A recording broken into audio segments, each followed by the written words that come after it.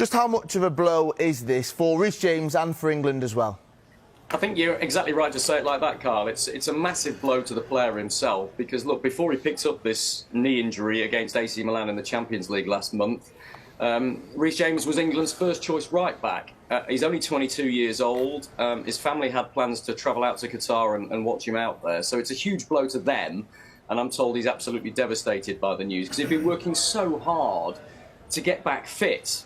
He'd been out in Doha undergoing a concentrated rehabilitation programme, and there were really positive signs. He's been running again at Cobham in the last few days. But the facts of the matter are that it would still be, as I understand it, 3 weeks plus before Reece James could play a full game and play a full part in an England game. And Gareth Southgate has just decided that he can't wait that long. He can't take a player who isn't fully fit to the World Cup, especially because he's got injury concerns at right back elsewhere. Kyle Walker, we know, has not played since the 20th of October because of undergoing groin surgery.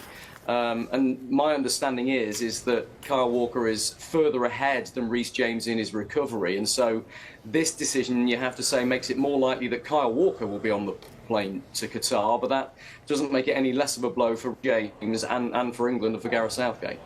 Well, for Gareth Southgate, it was a position that we've already talked about so many different times when it comes to right back, how strong that position was. You mentioned Kyle Walker. Reece James is out. What other options does Gareth Southgate have to choose tomorrow when he announces his squad?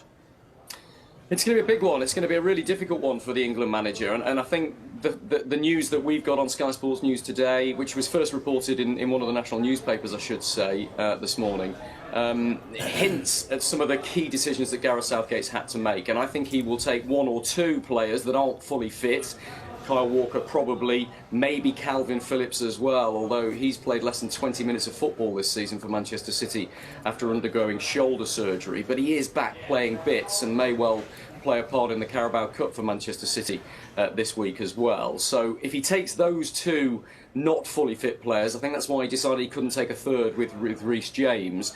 In terms of right backs, it cements the position for Trent Alexander-Arnold. Remember, before the Euros and even since the Euros, there's been a huge debate about him and whether he should be included. No doubt about his ability going forward. Gary Neville called him world class in his distribution, but Gary Neville also said in commentary in the Super Sunday game at the weekend against Spurs that could you trust him in a knockout game defensively? That was key from Gary Neville. But I think Trent Alexander-Arnold will definitely be in now, and Southgate has other decisions to make when it comes to full-back.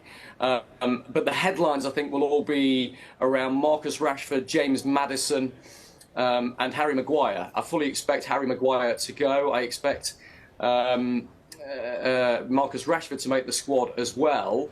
But the question marks around James Maddison, I think he's 50-50 right now. And apologies for the slight disco show we've had there. One of my lights was packing up. But tomorrow, 2 p.m. is when Gareth Southgate names that squad. And as ever, there'll be a lot of players waiting to hear the news about whether they're in or out. And a lot of England fans on tenterhooks because this really marks the start of the tournament for England. A big tournament for England, one where they have expectations to go into the latter stages.